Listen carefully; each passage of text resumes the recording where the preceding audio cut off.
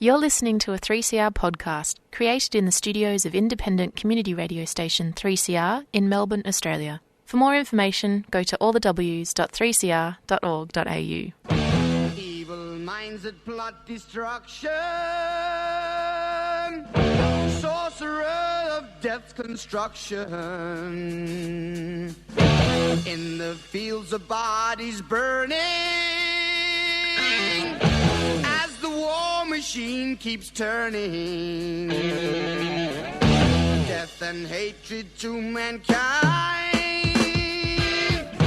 poisoning their brainwashed mind. Welcome to the Anarchist World This Week, broadcast across Australia on the National Community Radio Satellite. Listen to the Anarchist World This Week, Australia's sacred cow slaughterhouse.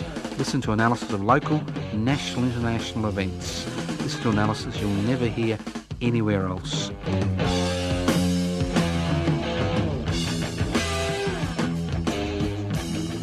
Welcome to the Anarchist World This Week, broadcast across Australia via the Community Radio Network. This program is coming to you from the studios of 3CR in Melbourne. My name's Joseph Toscano. Big hello to our producer Kelly Whitworth, who's feeling unwell and is hiding under a blanket somewhere in regional Victoria. So get well, Kelly, because I can't live without you. Not because we're friends, but because I need you to do all the technical work here at the studio. So I'd like to thank the staff here at 3CR for putting us on air and putting up with us today. Now, if you wonder what anarchy is all about, an anarchist society is a voluntary, non-hierarchical society which is based on the creation of political and social structures which are based on equal decision-making power, equal access to wealth. Why those concepts, equal power, equal wealth? Very simple. It's inequalities in power and wealth which give people or give rulers the ability to determine the lives of hundreds of millions, if not billions of people. So it's those inequalities which anarchists want to break down. They want to break down those hierarchical relationships. They want to hold wealth in common. So if you're involved in the struggle to devolve power, that's share power, and the struggle to hold wealth in common and use it for the common good, very simple ideas. Well, whether you like it or not, under the definition of anarchism, without rulers, you are an anarchist. Now, when you live as long as I have, you begin to realise that nothing is new. Now, I'd like to spend some considerable time in the current health crisis around this country. And the fact that in 1972, we could have put measures in place which would have resulted in a healthcare system where we wouldn't see the current crisis, COVID-19 or no COVID-19. Because ultimately, a society is determined by the political, social structures which have been created in that particular, say, sovereign nation state. And in Australia, we are great supporters of the private investment for private profit mantra. And when you look at parliamentary decisions, our parliamentary snowflake representatives make decisions consistently to promote the private investment for private profit agenda, irrespective of the damage it causes to society. In 1972, when the Whitlam-led Labor government was elected to power, and let's not think it was just the Whitlam-led Labor government, which is a relatively radical agenda compared to Labor parties these days, was pushed into that direction where a more militant population who demanded significant change. And they demanded significant change as far as access to healthcare was concerned. Because apart from Queensland, public health systems which were run by the states were on a fee for service basis. So Medibank, which was the forerunner of Medicare, was introduced in order to give people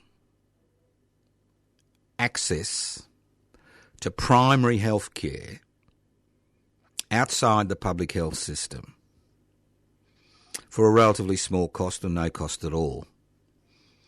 And bulk billing became an important component of that system. But at the same time, there was a second tier which was introduced by the Whitlam-led Labor government, which I was involved in those early days.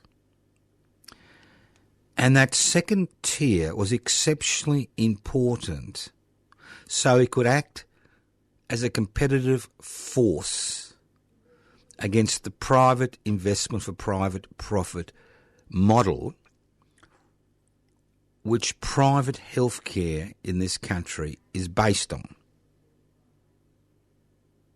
So although the government was willing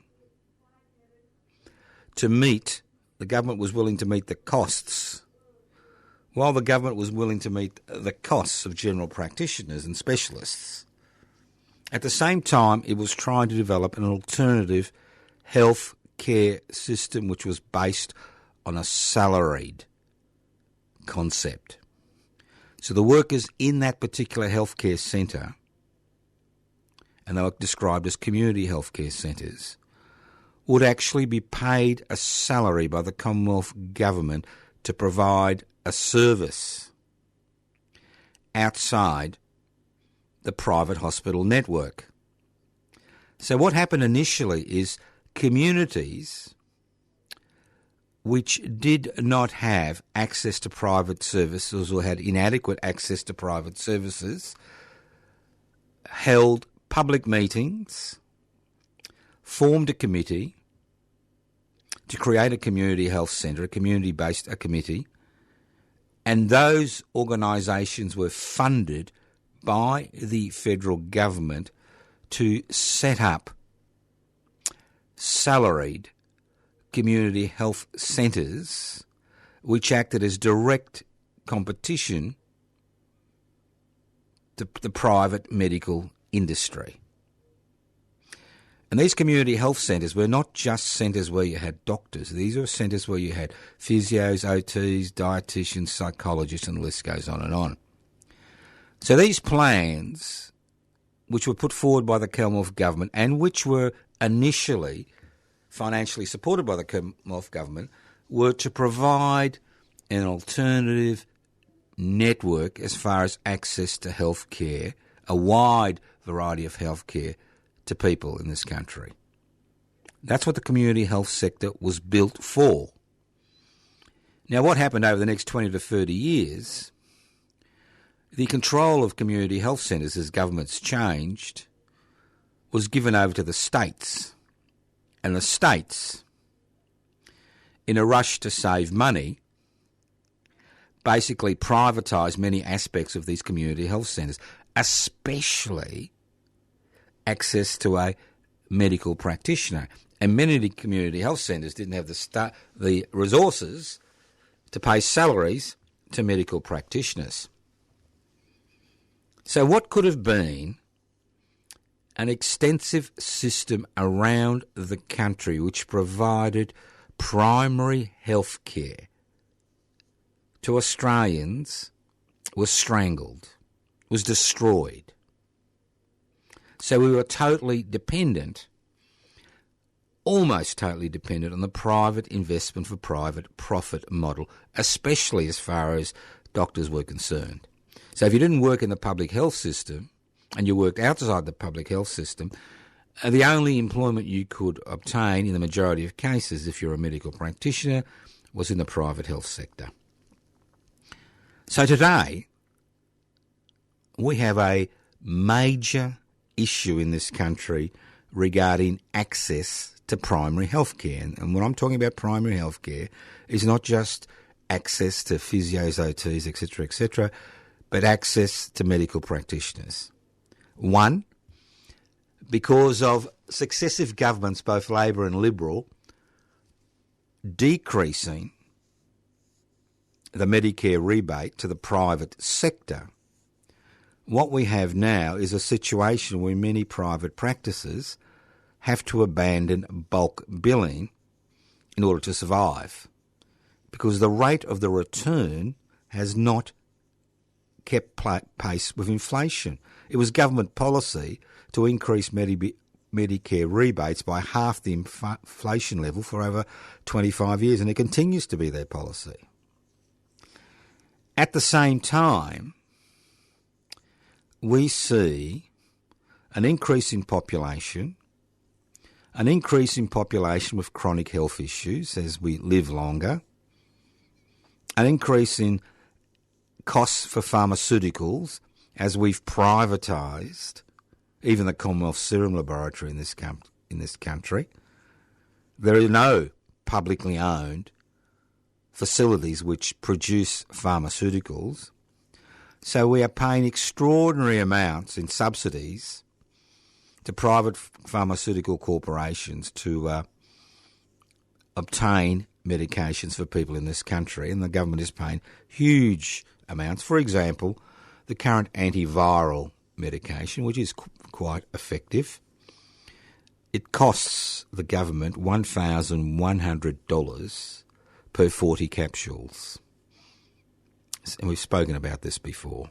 So if 1 million people who are eligible for the COVID-19 antivirals access them over the next year, that's $1 billion cost to the government of the day. So getting back to the community health sector. So what do people do if they're sick? If it's becoming increasingly impossible to get an appointment at a primary healthcare centre because of a decreasing number of general practitioners, because younger people are not moving into general practice because of the lack of rewards in the private sector for general practice and the lack of respect for many general practitioners in this country, people will then flood, as we saw before the introduction of Medibank in 1973, to accident and emergency departments across the country because they can access free health care. And as they flood to these accident and emergency departments, what we see is the inability of the accident and emergency departments to provide emergency care because of the number of people that present with complaints which could be addressed at the primary care centres if they were available. Now, because the private investment for private profit model does not work as far as healthcare is concerned, and because we destroyed philosophically and politically, ideologically, the community health centre, which had salaried staff, including salaried doctors, was not grown, but was destroyed because of ideological considerations, because it went against the private investment for private profit mantra, which dominates healthcare today. What we have now seen is a lack of primary health resources. And if there is a lack of primary health resources because people can't afford them, because there aren't enough general practitioners, because there's no profit in the game, well, then what happens is people still get sick. People still grow old. People still have chronic disabilities. So they flood accident emergency departments, which means that people with urgent need wait longer and in many cases in some cases don't even survive that wait. So when you talk about accident emergency departments being overwhelmed, they are overwhelmed. Not just because of COVID-19, not just because staff are sick, not just because staff are tired, because of ideological decisions which were made over 4 decades ago, which led to the destruction of an alternative health care system which was based on the salaried model. If over the past 50 years, as a society, we had used taxpayers' funds not to provide corporate welfare to some of the richest corporations on the planet, but to actually build, staff and run community health centres that had salaried staff around this country, we would not find ourselves in the current situation. People with chronic health issues would receive the time and the care necessary to prolong their lives and, more importantly, make their lives much more comfortable. People with acute problems would be able to avail themselves of one or the other system, whether it's a private investment for private profit or a community healthcare system. So to me, and I've been in the game for 47 years now, in the public health sector, in the last 40 years in the private investment for private profit sector, the fact is that the lack of community health centres is the single most important reason that we find ourselves in this situation in 2022. We did not have to find ourselves in this situation. We reap what we sow. And if we allow the healthcare sector outside the public hospital system to be dominated by a fee-for-service model, and that's what is happening today, that's the private investment for private profit model, which is subsidised by the Commonwealth Government, but we don't actually have salaried staff in federal and state government funded community health centres around the country, in the CBD, in the outer suburbs, in regional towns, in rural facilities. We will continue to suffer the same health outcomes we suffer today. This is no radical rave. This is nothing radical about this. We understand that in all aspects of human existence, in a society which is dominated by a private investment for private profit mantra, that unless you have real competition from a publicly funded institution, that we will continue to face the problems we face today. For example, health. No public funded community health centres with salaried staff. Big health issues. Aged care. The privatisation of the aged care sector has led to many of the problems we face today in the aged care sector. Finances. We've just had another 0.25% in interest rate rises, and I'll talk about that in a few minutes. But the fact is that with the sale of the Commonwealth Bank, which was publicly owned, there is no competition left in the banking sector. The Reserve Bank increased interest rates yesterday by 0.25%. Within an hour or two, the four major banks had increased their interest rates by 0.25%. There is no competition, although the Australian Consumer Protection, whatever, ACCC, Australian Consumer and Protection facility, which has been set up to ensure there is competition in the private sector, it is not able to ensure competition when a small handful of corporations dominate particular fields of human endeavour. We see this in the early childhood development sector, and the list goes on and on. And to a significant degree, we are seeing this in the National Disability Insurance Scheme, where over 50% of money which taxpayers pay to provide services to people with disabilities in this country is eaten up in profits and administration costs from private corporations who are gouging the system. Now, I don't blame them for gouging the system. You know why? Because we have allowed the private investment for private profit mantra to dominate every aspect of our lives. And maybe, if you're a gambler and you can choose from 3 or 4 or 5 different corporations which, offer you great rates in inverted commas, who cares? But if you're providing essential services like education, like aged care, like health care, like finances, financial sector, well then maybe having an organisation that is publicly owned will make all the difference. And even when I made the little joke about gamblers, let's not forget that most of the TAB was actually publicly owned in the beginning. Even things like Tats Lotto, publicly owned. Profits made went into the hospital system, not into the pockets of private investors. So we are reaping, we are reaping what we've sown. We have sown the private investment for private profit model, not just physically, not just ideologically, but mentally. Everybody in this country today, and that includes me and you, is directly affected by the private investment for private profit model.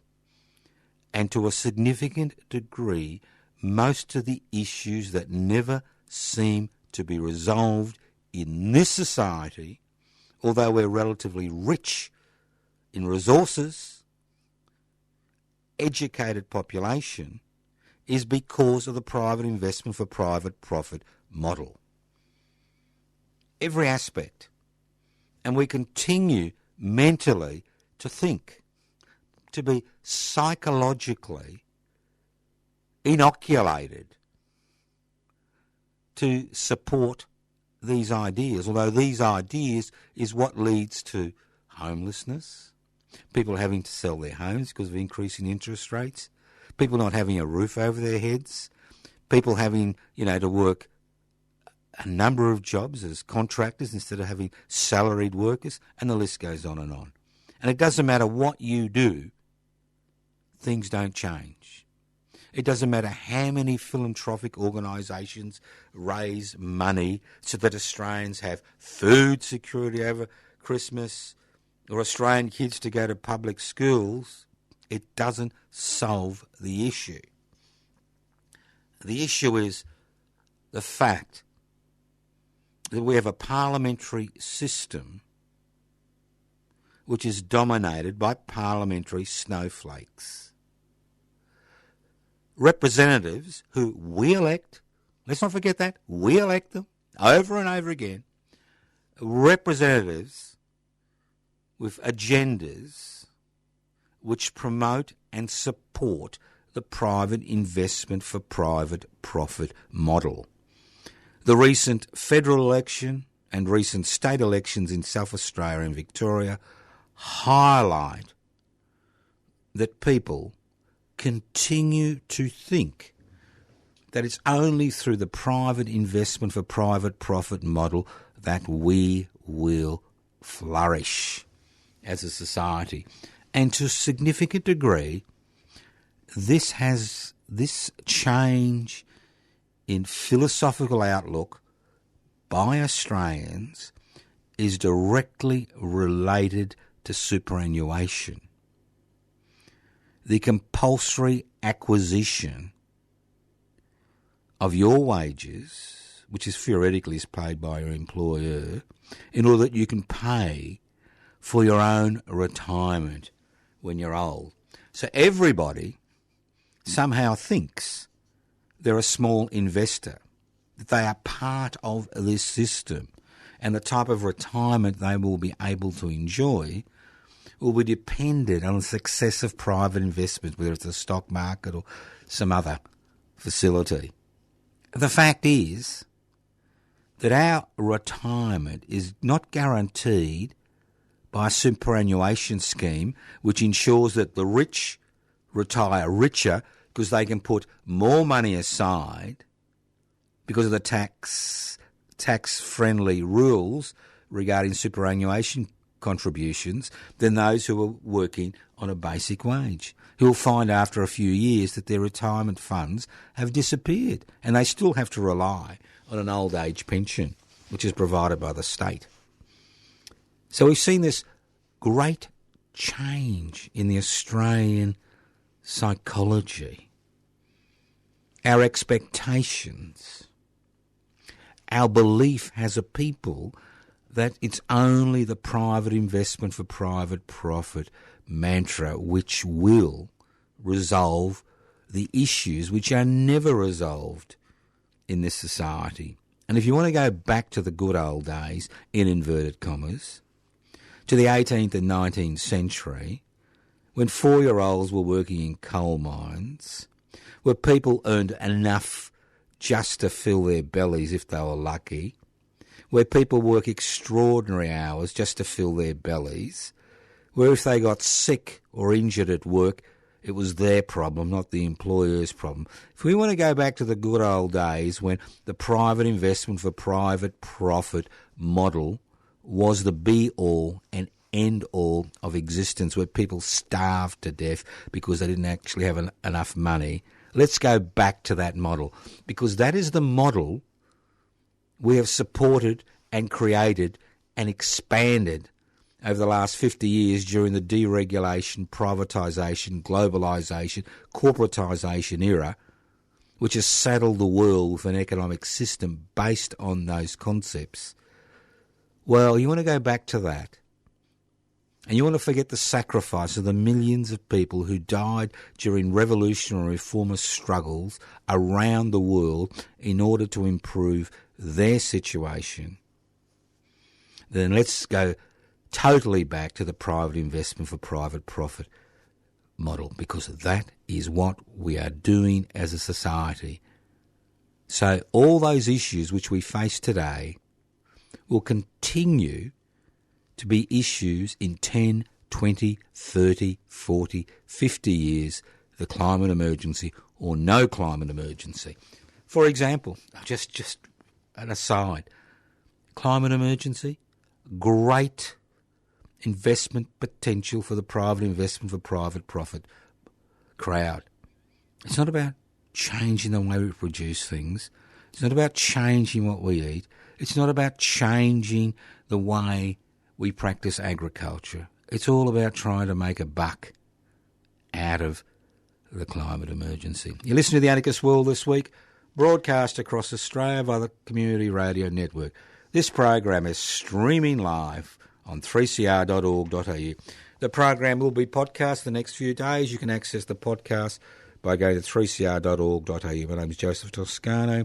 You can leave messages on 0439 395 489.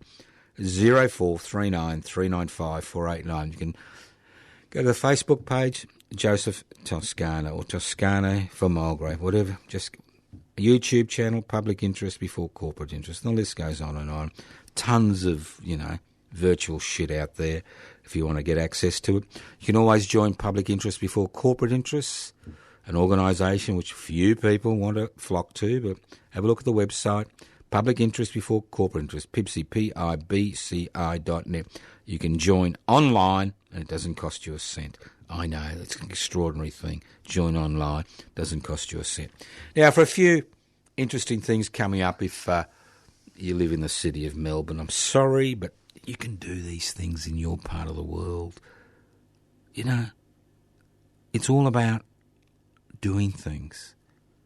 It's all about providing resistance to the dominant ideology. That's what struggle is about. It's not sitting at home, twiddling your thumbs, looking at TV, paying for your Netflix, going on YouTube, getting excited, TikToking, Instagramming, Twittering, clicking buttons, like. Waste of time. Maybe you'll learn a thing or two, but a total waste of time while you continue not to be active. Now, I don't care whether you agree with what I say or not, but what I do care about is whether you're going to wait and wait and wait and wait and wait for the right moment and then find you're going to be dead before the right moment occurs, or whether you're going to be involved in that ongoing struggle to create a society without rulers, to break down hierarchy. That's what it's about. That's what it's about. You look at what's happening around the world. It's not what happens on the bloody net that is relevant. what happening on the ground that is relevant.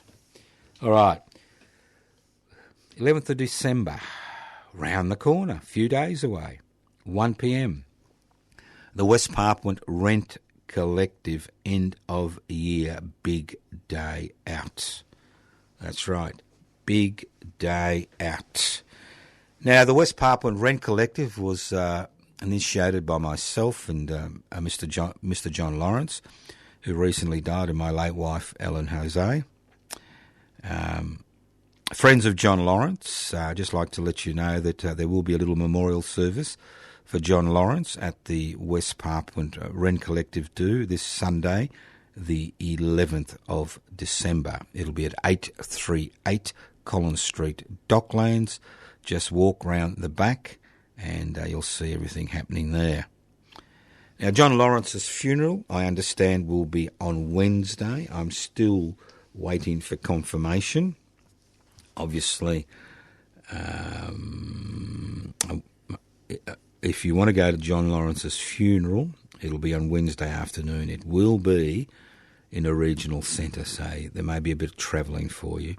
So if you're a friend of John's and you want to be there, give us a call on 0439 395 489, 0439 395 489, and I'll give you out the details of the funeral as soon as I can. Now, the West Papuan Rent Collective was formed 8.5 years ago, and for the last 8.5 years we have been providing the rent, the money for the rent. So the West Papuan Independence Movement has an office, not just an office in Melbourne for the Provisional Government of West Papua, but an office which is instrumental in formulating policies regarding West Papuan Independence Movement is concerned, an office which is instrumental in organising activities to highlight the West Papuan struggle. Because when you look at the situation in Indonesia, which controls West Papua, when you look at what's happening in Indonesia currently with the changes in laws which restrict quite heavily people's not only ability to conduct their lives in the way they see fit as far as their personal relationships are concerned, but in terms of criminalising activities like criticising the president, you begin to understand that the current so-called democratic system has more to do with the Suharto regime, the dictatorship which ruled Indonesia for over 3 decades, than it has anything to do with freedom struggle.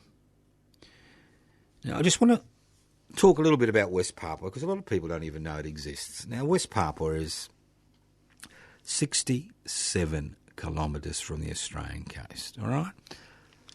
A miserable 67 kilometres. Not far, is it? There are over 220,000 Indonesian soldiers in West Papua. They are there to maintain order, because West Papua is an extraordinarily rich resource country, rich in forestry, which has been cut down at a rate of knots for oil palm plantations, rich in its fisheries around its coast, rich in natural resources. It's got the biggest deposit of gold in the world, ever found in the world, and the list goes on and on. Now, West Papua, although supposedly it's a province of Indonesia, is nothing more than a present for the Indonesian military, which basically controls not only what happens in West Papua in terms of people's lives, but how resources are extracted. And the Indonesian military continues to make a handsome profit. Not the Indonesian people, but the Indonesian military, especially their upper echelons. Now, there is one Indonesian soldier for every male West Papuan. You think about it. If you walked out of your house after this broadcast and you kind of looked at the people in your street and there were 20 people in your street, let's say Australia was in the same situation, half of the people you would see in the street would be armed soldiers from an occupying force. Think about it. So the chances of West Papuan independence are slim. But they're still there because things change and the West Papuan people have not forgotten. And this particular period is an important period because the 1st of December is West Papuan Independence Day, when the Morning Star is raised, which is their independence flag. You can be in jail for up to 10 years if you're not shot dead for raising the Morning Star in West Papua or any part of Indonesia. So the West Papuan Rent Collective does one very important thing. By us Australians paying the rent, we allow the West Papuan independent activists in this country to conduct their independence struggle in the way they see fit, without the problem of raising money to keep a roof over their heads. The West Papuan Rent Collective, which I'm the convener of, is basically an organisation made up of people like you and me who donate $1 a day. That's $1 a day towards the rent. $1 a day, $30 a month roughly, towards the rent. You can do it anonymously. You can brag about it. But the fact is, we have now been going for over 8.5 years. The office continues to play an important role in independence struggle. It's not the only role, but it does play an important role in terms of coordination, organisation, contact within West Papua, and the list goes on and on. So, I am inviting you, as the convener of the West Papuan Rent Collective, to come along to our end-of-year gathering. It starts at 1 p.m. with a West Papuan lunch. That's on Sunday the 11th of December. It's 838 Collins Street, Docklands. Just catch the tram down Collins Street and you'll come across it quite easily down in Docklands. Come round to the back, that's where all the activities are. There'll be guest speakers. You can meet other members of the Rent Collective. You don't have to be a member of the Rent Collective. If you're a member of the Rent Collective, free lunch. You get three lunches during the year for a beautiful $365. Can't get that at an expensive restaurant, can you? Just being facetious. The thing is, look, you may have a recalcitrant relative and you may be dragged to one of these end-of-year, whether it's Christmas or New Year, family gatherings, and you're really wondering what to give these people that have everything. Well, one thing you can give them is a 1 year's membership to the West Papuan Rent Collective. And if you do that between now and the end of the year, we'll give you a little certificate, which you can put in a little envelope, which you can give to your recalcitrant neo-fascist uncle. I'm sure that'll light up his eyes. But on a more serious note, as I said before, you're welcome. Now, there will be an auction which will begin at 3 p.m.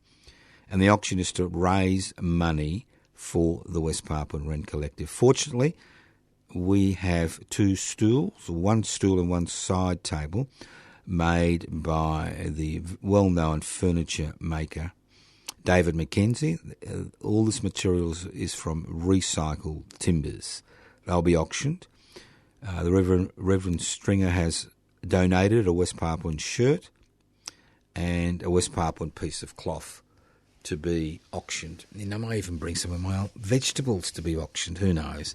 But the thing is that it's a gathering of people with similar ideas who want to support this independence struggle. I mean, you can give your money to some type of philanthropic organisation and see a fair amount lost in, running costs. But every dollar which is donated to the West Papuan Rent Collective is used to pay the rent. Every dollar.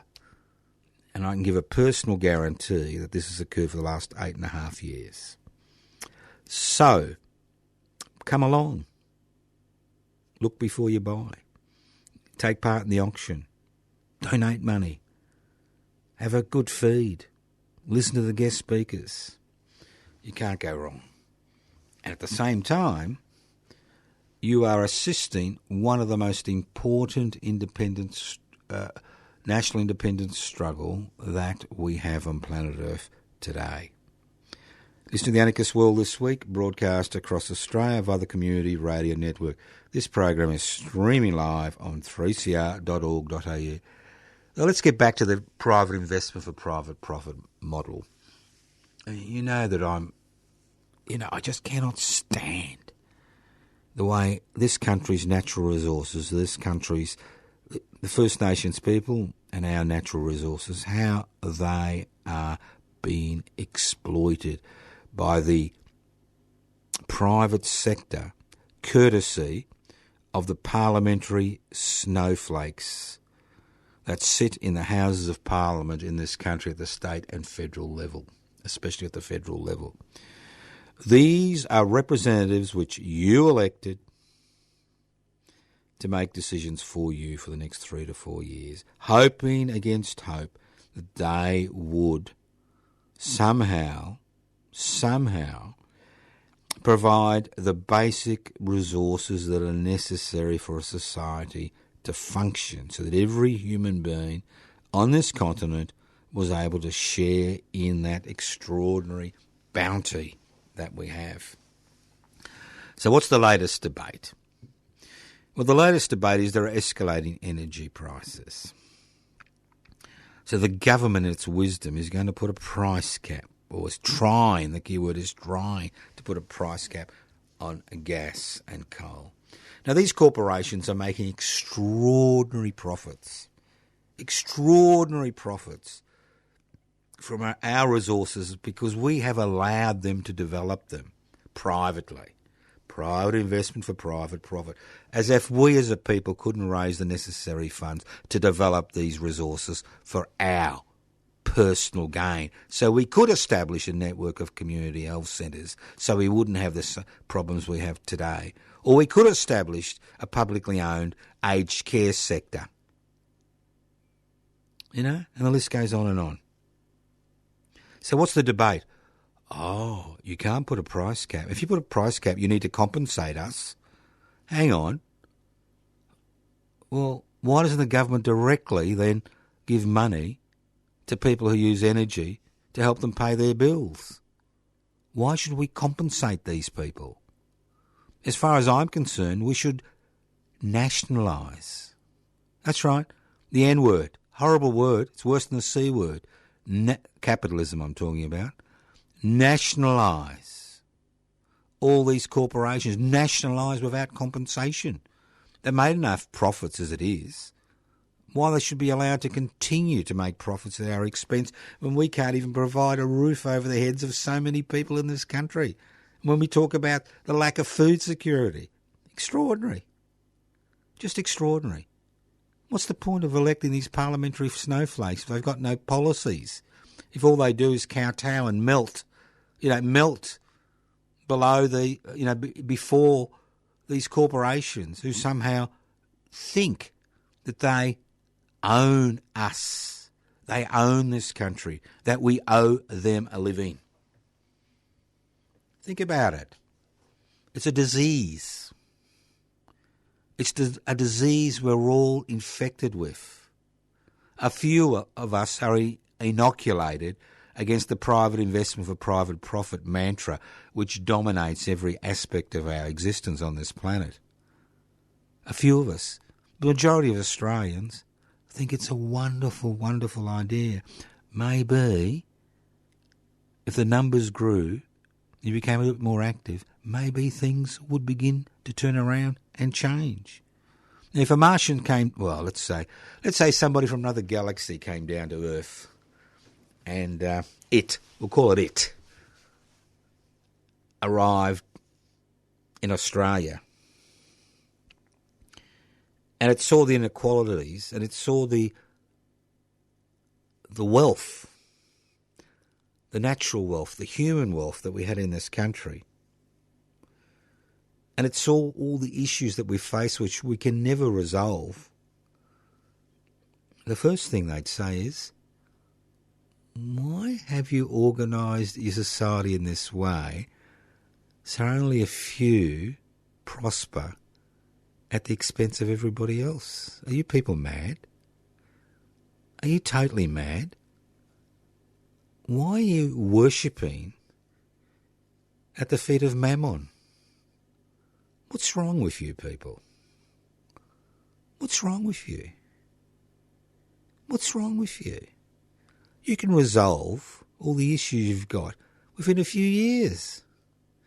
As long as you divest yourself of the private investment of a private profit mantra, or at least set up some viable competition through publicly owned facilities. Ah, well, the ball's in your court. You may say, I'm just one person, what can I do? Well, every idea starts with one person. Every journey starts with a first step. These aren't new ideas. All right, a little bit of fun. Yes, we all need a bit of fun, especially at the end of the year. Now, currently, the Anarchist World this week finds itself in debt to the community radio station 3CR. And in a fun way to get rid of our debt, we have decided, well, we have, not just decided, in conjunction with Community Radio 3CR, we've produced these Anarchist World this week T-shirts, which are available for a miserable $35 plus postage if you can't come to the radio station to pick it up. Half of the amount goes directly into the fund to get rid of the Anarchist World's this week's debt to community radio station 3CR. So on Wednesday, the 21st of December, if you do find yourself in Melbourne and you need an Anarchist World this week T-shirt and you haven't got one yet, we're going to have a flash mob. That's right, a flash mob. An Anarchist World this week 3CR T-shirt flash mob at 11 a.m. on Wednesday the 21st of December after the program. Take a lot of pickies. Come and buy an Anarchist World this week T-shirt. You could always, I just remembered, you could always buy it as a Chrissy present or an end-of-year present for that uncle who's a neo-fascist. I'm sure they'd like to wear it. Great way of slapping them in the face without being slapped back. So come along, 3CR. You're interstate. We can always post it out. Go to the 3CR shop, 3cr.org.au shop. You'll see the Anarchist World this week. T-shirts up for sale. But the great thing about the flash mob is after that we'll wander somewhere for a drink. End-of-year gathering. That's the great thing about, as I say, we try to create a community. You like that word? A community of like-minded people. Because, you see, when you've got ideas like we promote here in the Anarchist World this week, you may find yourself as being part of a minuscule, marginalised community. Because obviously the private investment for private profit mantra is so pervasive in our society today that we are willing to suffer as a people in order to maintain that ideological purity. So you may find yourself, you're a minuscule marginalised minority. So coming along to something like the Anarchist World this week T-shirts 3CR flash mob is one way of meeting like-minded people. Another way is we've been holding up a vigil for 8 years now. This is our 8th year. Public housing, everybody's business, on the steps of the Victorian Parliament House, midday every Thursday, followed by a lunch down at the Paramount. So come along to that. Even if you come along to one, you meet like-minded people. And there's nothing better than meeting like-minded people in order to, one, reinforce your ideas, and two, make yourself feel better. Because we're not as isolated as we think we are. Because to a significant degree, questions are continually asked in this country by many, many people. Why do we find ourselves in this situation? As Professor Julius Sumner Miller used to say, why is it so? The issue isn't why. The issue is, what are we going to do about it? Are we going to continue to prop up the electoral system? I mean, people who think that I prop up the electoral system, I use the electoral system to get ideas across. It's one of the few times in Australian life where people actually talk about ideology, sometimes anyway, about different ways of approaching problems. It's a tactic. And I think we all need to be involved in something bigger than ourselves, especially if we're on that journey of trying to introduce radical change. Change based on anarchist concepts, which is creating a society without rulers. And why do we want to do this? Not because we're religious fanatics or secular fanatics, but because we we know this is the best way to address many of the problems which never seem to be solved in our society. So, as I said before, there are many ways you can become involved. If you're interstate, I'm sure there are groups and individuals that think the same way. But as long as we continue to be isolated individuals or small groups, thinking that somehow being involved in, issue-orientated politics is going to change anything permanently, think again.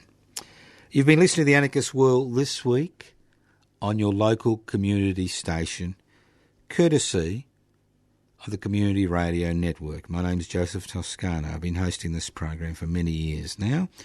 And if you are interested in ideas, why don't you think about joining public interest before corporate interest? Go to Pibci, PIBCI.net. Why not put the interests of the many before the interests of the few? Why continue to worship at the foot of Mammon? It doesn't cost anything to join public interest before corporate interests. I'm a member. I'm the current secretary. Public interest before corporate interest.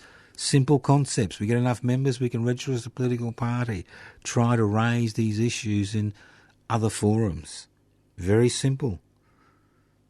If you can't do that, why don't you support the West Papua independence movement? If you can't do that, just have a look at the YouTube channel, Public Interest Before Corporate Interests. Anarchistmedia.org, another web page. Pibci.net, another web page. Facebook page, Joseph Toscano, Toscano for the Public, and the list goes on and on. Because the issue isn't about your digital footprint. The issue is, and with a new year coming up, is what are you going to do? Are you going to continue to complain and do nothing? Or are you going to accept the mantra that we are the people we've been waiting for? That's right, we. We're not waiting for our political leaders to do anything because they've turned out to be parliamentary snowflakes. They melt when they see, the corporate world mobilise. We're not waiting for our religious leaders. They've all seemed to have different ideas about how to reach nirvana. And we're not waiting for the people down the road to do something about it. You need to tear up your membership cards of the somebody should do something about that tribe. Big tribe in Australia, somebody should do something about that tribe. And you also need to tear up your membership card of the Gunner tribe. I'm going to do this, I'm going to do that. Because while you remain a member of those tribes, nothing will ever change. Thank you once again for listening to The Anarchist World this week on your local community radio station, courtesy of the Community Radio Network. This program has been streaming on 3cr.org.au. The program is podcast. It will be podcast the next few days. If you're a friend of John Lawrence and want to go to his funeral on Wednesday, give me a call, 0439 395 489, 0439 395 489. Thank you once again for listening to the Anarchist World this week on your local community radio station, courtesy of the Community Radio 3CR, courtesy of the Community Radio Network. Listen in next week via the Community Radio Network. Evil minds that plot destruction, sorcerer of death's construction. An analysis you'll never hear anywhere else. Anarchist World this week. Australia's sacred cow slaughterhouse. 10 a.m. every Wednesday. Listen to the Anarchist World this week for an up-to-date analysis of local, national and international events.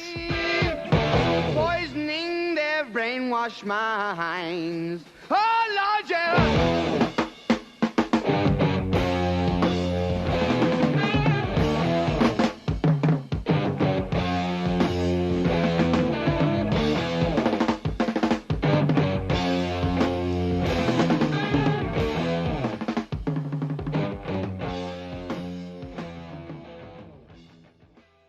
Become a 3CR subscriber today. Go to 3cr.org.au/subscribe or call the station on 03 9419 8377. Be a part of your community radio station. You've been listening to a 3CR podcast produced in the studios of independent community radio station 3CR in Melbourne, Australia. For more information, go to allthews.3cr.org.au.